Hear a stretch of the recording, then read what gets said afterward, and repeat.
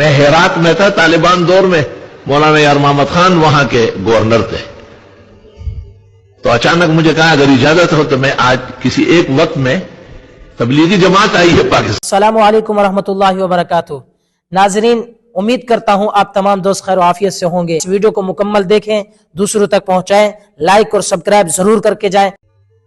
میں ہیرات میں تھا طالبان دور میں، مولانا یار محمد خان وہاں کے گورنر تھے، تو اچانک مجھے کہا اگر اجازت ہو تو میں آج کسی ایک وقت میں تبلیغی جماعت آئی ہے پاکستان سے، ان کے ساتھ بیٹھتا ہوں۔ میں نے کہا یہ کام کم ہے جو آپ کر رہے، کہ نہیں، امیر المومنین کا حکم ہے کہ ہر علاقے کے اندر جب تبلیغی جماعت آئے گی تو مقامی وزیر اور گورنر بھی ایک وقت ساتھ دے۔